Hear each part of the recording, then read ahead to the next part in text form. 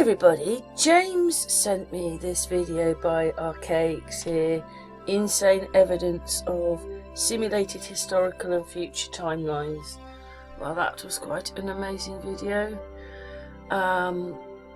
What I've done is, first of all we're going to hear James, because obviously James sent me the video, and then we're going to hear a little bit of Archaix. It's very hard to stop recording because every word has something in it. It's obvious our history is wrong and has been made up for us, and this is a little bit explaining about how they did it. Obviously there is an hour and a half of this video. See, it says down there, hour and a half. So please go over to Archaix channel and watch the whole video of him breaking everything down. But let's hear James and then let's hear Archaix. Thank you very much for listening to this video. I'm sure you will find it very, very interesting. Anyway, I'm glad you like those videos. The latest one I sent you from Archaix, I think that's about an hour and a half, but it is worth going through. Make a few notes. You could also download for free the Chronicon, which will give you the entire world history. But what this video specifically is about is how this 414-year cursed Earth period was identified by various writers. Because the calendar has been totally manipulated. This AD calendar, it is, as the name suggests, it's added. It's the adversary, as it were. But the standard calendar was the Annus Mundi, taking 3895 BC as year 1. So we're actually in the year 5919 at the moment. And that will change around about March 21st to the 25th. Next year it becomes 5920. So you've also got this, it's the 414, and I forget, let me just scroll back, I should be able to find, because I did write it, yeah, 670. If you divide that by 5, you get 414. It's like, but all these events, like the period of the Roman Empire till between something and something else happening is 670 years, which it's the same time period for something else. So it just shows that we can't not be in a simulation for all this to mathematically work out so accurately. So it is worth sort of going through slowly and studying all that. And of course 414 is 3 times 138, which is the periodicity of the Phoenix cycles. So the last one was 1902. Now on that, Jason mentions it, I think it was 1899 BC was the date of the fall of Babel and the scattering of languages. So when you come to 1899 AD, that's around the time when Carnegie and these other ones all start opening these new public libraries. The whole thing of scrubbing stuff on the internet is nothing new. This is why all these libraries were suddenly all sprung up with new books, changing the history. It's only because of these old books that you can't find any of this information on the internet, but Jason does quote the sources and things for all this stuff. It does seem to check out the blueprint patterns I've applied to other things, and it's like you're putting something in this. So it's worth going the full hour and a half on that one. It's just bullet points all the way through. It's mind-blowing. It's like, how on earth could all this work like this? But it really is absolutely incredible. It gives a summary at the end of it. It could be one of two things. It's open to debates as to which it is, but it can't be disproven. The challenge has always been there. It's all this nonsense like on Ancient Aliens of Atlantis being 11,000 years ago. It's simply because made the mistake of thinking a year, a shah is a year. It's not, it's a day. It's one turning of the stars. So they're very much shorter time. Yeah, it's not, it's a day. It's one turning of the stars.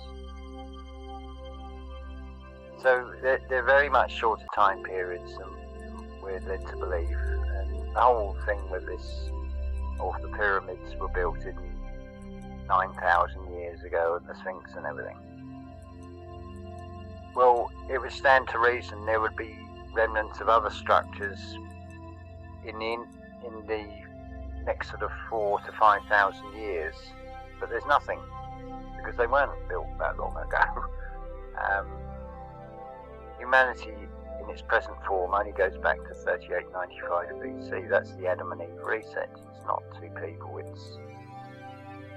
it's Jewish writers changing things. It's actually, Adamat is a name made out of a group of people called the Adamo. So Jason comes up with a perfect term for them, the tiny hats. Those that wear those little prayer hats, and that's obviously Catholic priests as well. With the royal families and things,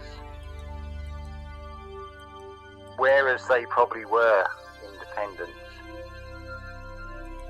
you had like the likes of the Bose Lions that have married into the Saxe-Coburgs, which changed the name to Windsor, of course.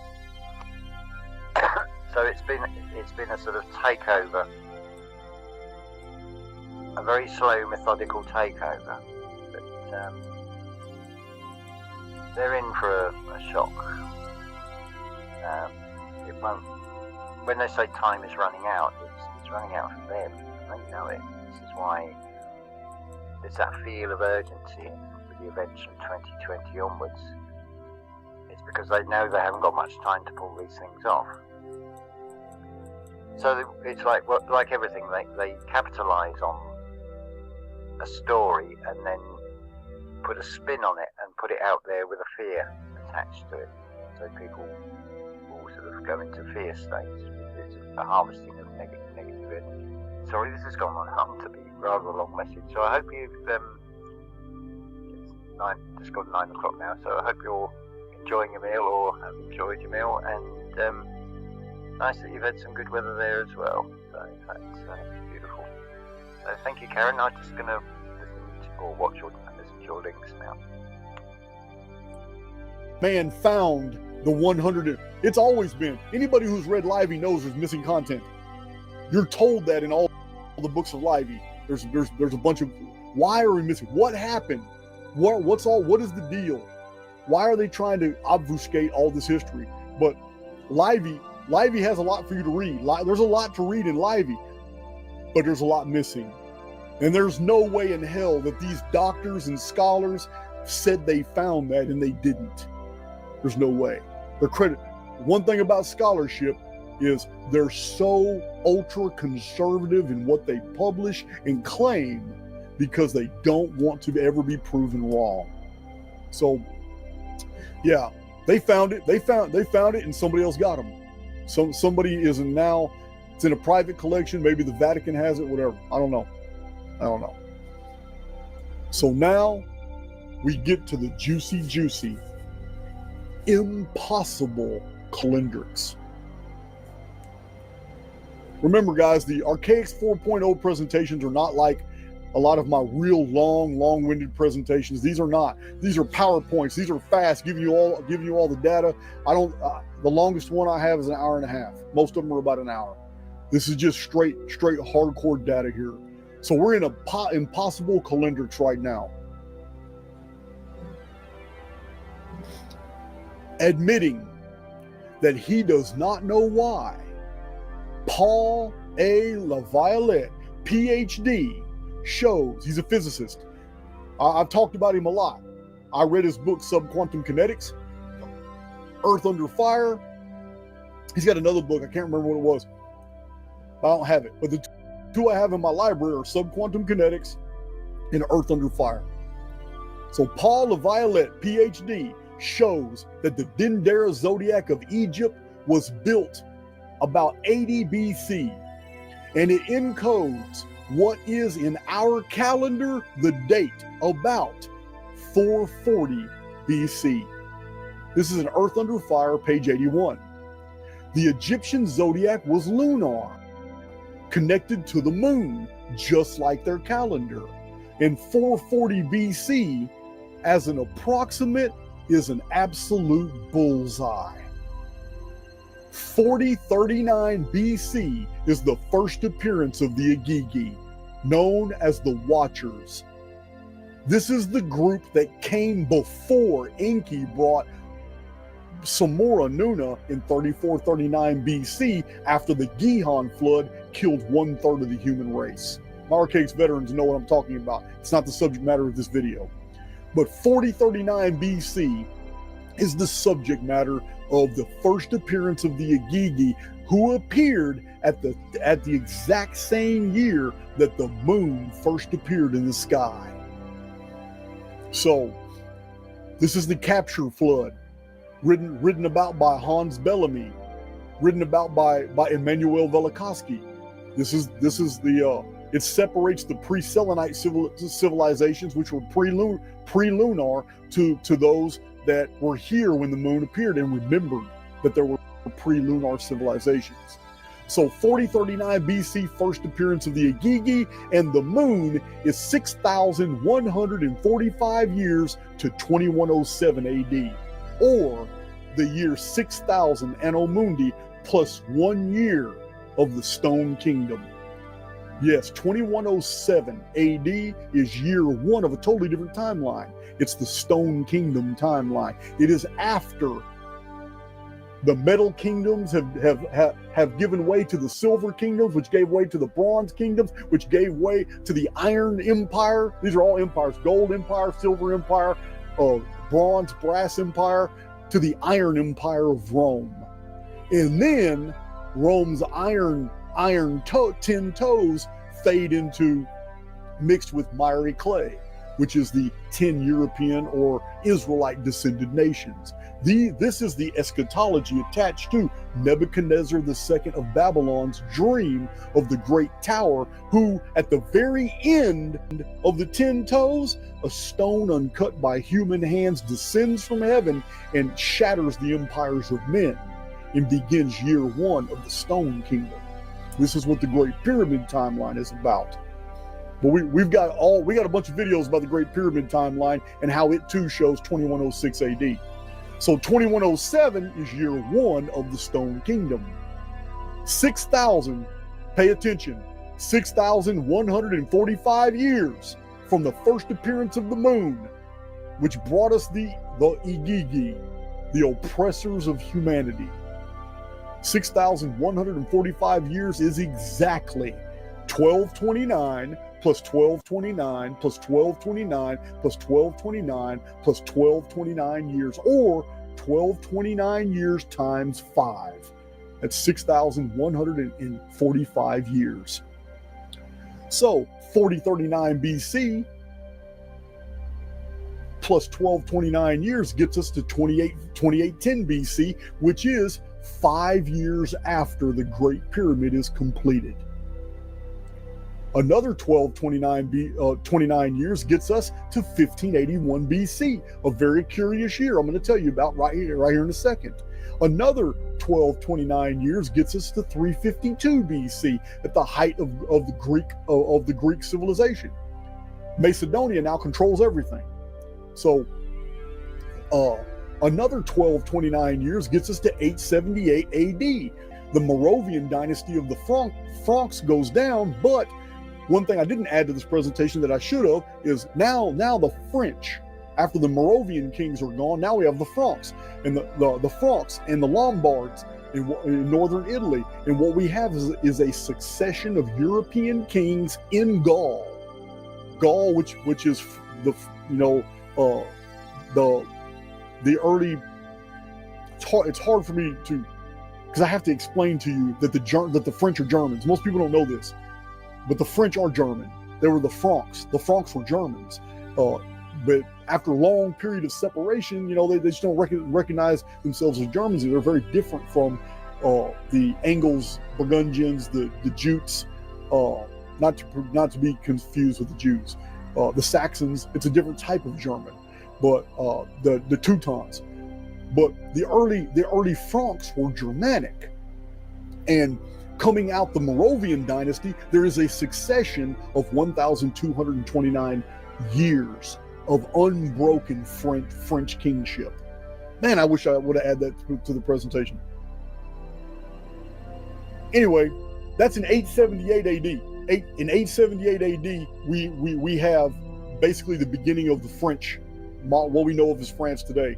This is right before the Normans come in and civilize the whole area, really. Now, 1229 years after this is 2107 AD. If you think this is arbitrary, pay attention. 2106 AD, for all my Archaix veterans, you know that date. You know the Great Pyramid shows it over and over. You know, you already know all the different calendrical systems, how they show it. It is the year 6000 Anno Mundi. The world system of the Igigi is destroyed by the chief cornerstone, symbolized by the missing apex stone of the Great Pyramid. The stone the builders rejected, the Igigi are the builders. The stone the builders rejected now becomes the head of the corner. In 2106, he will take the authority from the high ones that are on high, the Igigi. Remember, the moon is not really there. It's something else. It conceals something else. Best hint I can give you is Star Wars. 2107 AD is the year 1 of the Stone Kingdom. Now, Nostradamus specifically wrote that the final year of his prophecies was 3797 AD. I got to show you this. This is so critical that you need to see that I did not make this up. In the centuries of Nostradamus, Nostradamus specifically states that his prophecies extend from now to the year 3797. But he didn't say 3797 Anno Domini AD. Nostradamus was an initiate into calendrical mysteries that far exceed our present understanding in the collective. Here in Archaix, we have broken down a lot of them. A lot of the things Nostradamus, especially French scholar Mario Reading's discovered date index. But Nostradamus is telling us something very real when he says, my prophecies extend to the year 3797. Because Nostradamus always spoke in code. Nostradamus specifically wrote that the final year of his prophecies was 3927. I shouldn't have put AD there because he didn't say AD. He just said 3797. All right. But this is a very clever fact hidden in plain sight. In fact, Nostradamus' 3797th year is in fact the same as 2106 AD. For 3797 times pi, times phi is, and you know phi is the ultimate number in physics, 1.618. 3797 times 1.618 is exactly 6,143.54 years. Remember, 1229 times 5 was 6,145 years. And that's 2107. 3797 would indicate late 2105 or early 2106 AD. Nostradamus nailed it. Can't make this shit up.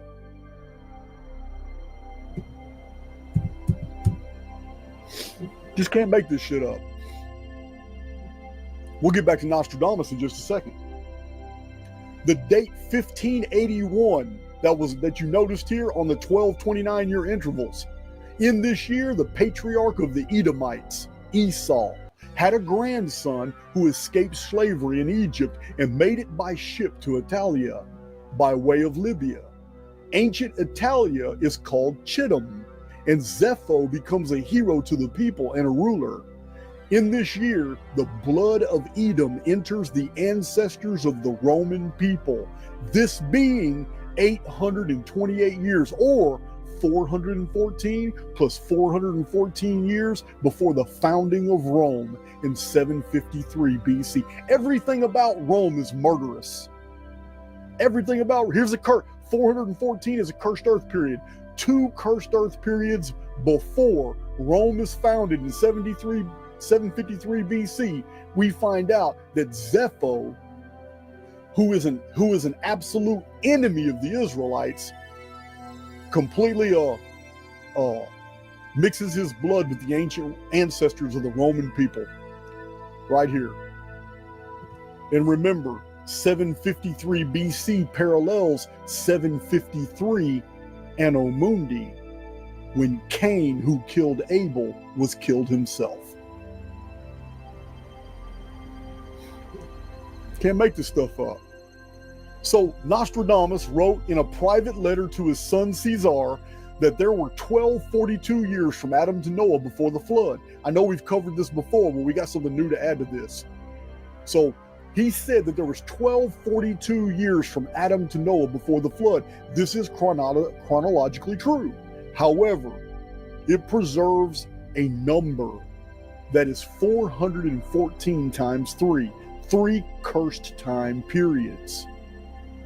In 1994, members of the Italian National Library in Rome discovered buried in their archives a formerly unknown and unpublished manuscript fully illustrated with paintings and text personally done by Nostradamus. After studying this work, the Roman researcher and Nostradamus expert Ottavio Cesare Ramadi published in his book, Nostradamus, the Lost Manuscript, the following passage written by the prophet. Many will die before the phoenix dies. Until 670 his dwelling shall endure.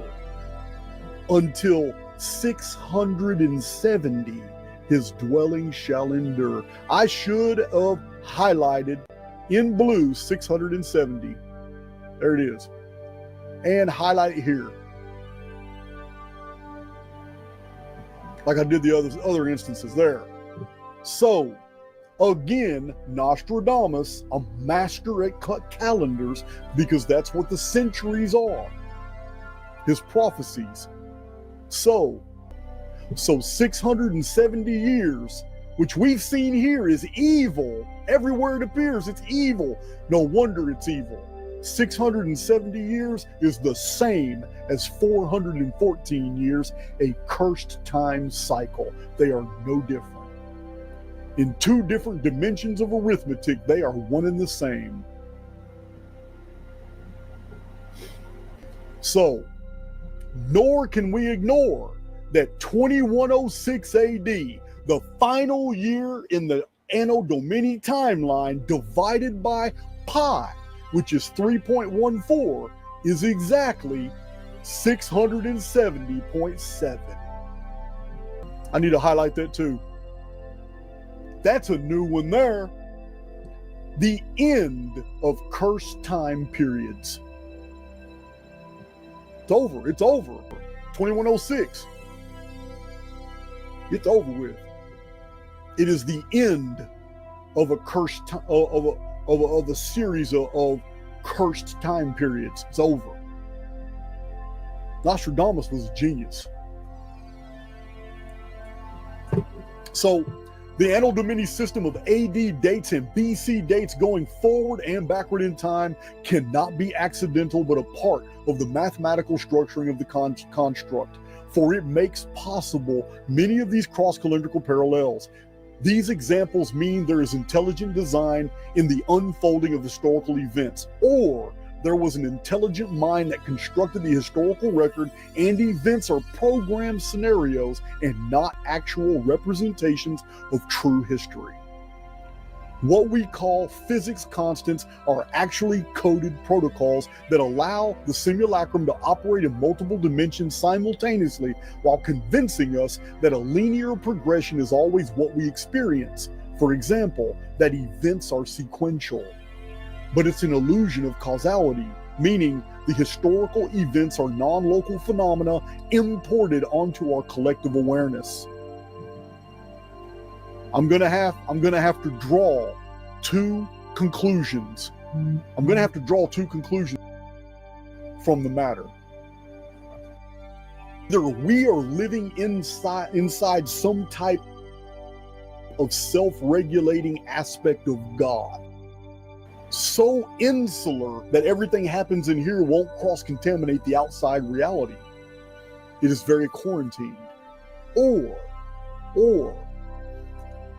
our entire history, the entire historical record, my 30 plus years of researching chronological materials, all the facts I've put in all my published books, everything in my huge, massive chronicon, everything in my 900 and something videos, all the amazing chronographical mysteries that I have revealed to you guys, that I have discovered, everything is a product of artificial intelligence.